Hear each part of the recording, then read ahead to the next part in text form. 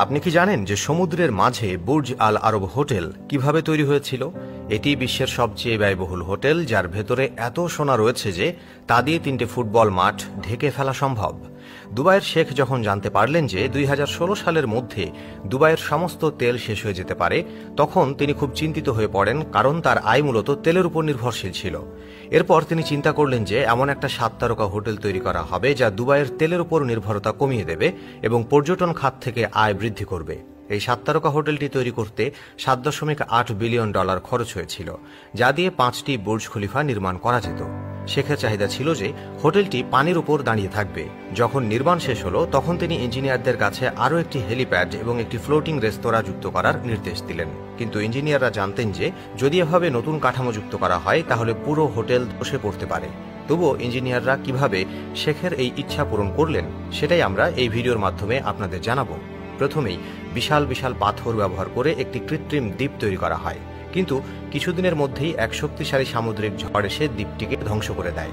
তখন সবাই চিন্তায় পড়ে গেলেন, যদি একটি ঝড়েই দ্বীপটির এত ক্ষতি হয়, তাহলে এর উপর একটি হোটেল নির্মাণ করলে তার কি হবে? ফলে কাজ বন্ধ করে দিতে হলো। কিন্তু তখন একজন ইঞ্জিনিয়ার একটি আইডিয়া দিলেন, যদি পুরো দ্বীপের উপর কংক্রিটের ফাঁপা স্ল্যাব বসানো হয়, তাহলে ঢেউ যখন আঘাত করবে তখন পানি স্ল্যাবের মধ্য দিয়ে প্রবাহিত হবে এবং তার শক্তি কমে যাবে।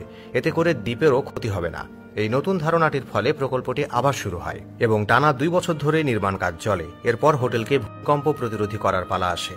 এর জন্য বিশাল স্টিলের ডায়াগোনাল স্ট্রাকচার তৈরি করা হয়, যা হোটেল থেকে 15 কিলোমিটার দূরে নির্মিত হচ্ছিল। এগুলো এত বড় ও ভারী ছিল যে সেগুলো পরিবহন করা খুব চ্যালেঞ্জিং হয়ে ওঠে। ফলে পুরো 15 কিলোমিটার পথের যান চলাচল বন্ধ করে সেগুলো সাইটে নিয়ে যাওয়া হয়। তবে আরেকটি সমস্যা দেখা দিল, দুবাইয়ে এমন কোনো উচ্চ প্রযুক্তির লিফটিং মেশিন ছিল না যা 165 টন ওজনের এই বিশাল স্ট্রাকচারগুলোকে তুলতে পারে। ফলে বিশেষভাবে সিঙ্গাপুর থেকে একটি লিফটিং মেশিন আমদানি করা হয়।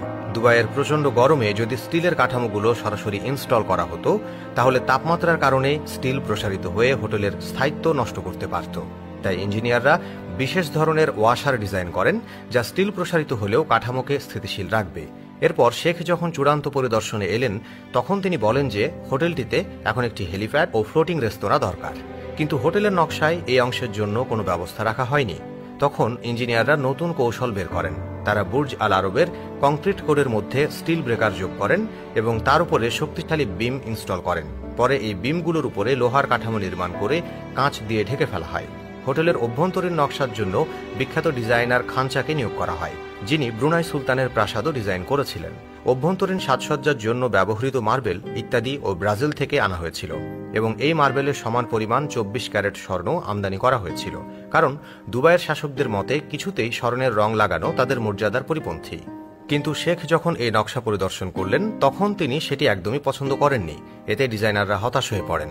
এরপর নতুনভাবে ডিজাইন করা হয়, দেয়ালে লাইট শো ইনস্টল করা হয়, নাচের ঝর্ণা স্থাপন করা হয়, অতিথিদের স্বাগত জানানোর জন্য বিশাল আকৃতির অ্যাকুরিয়াম তৈরি করা হয়। সব প্রস্তুতি শেষ হওয়ার পর শেখ আবার আসেন এবং এবার তিনি অত্যন্ত সন্তুষ্ট হন। আজ এই বিলাসবহুল হোটেলে এক রাত থাকার খরচ 5 থেকে 10 লাখ টাকা পর্যন্ত হয়ে থাকে।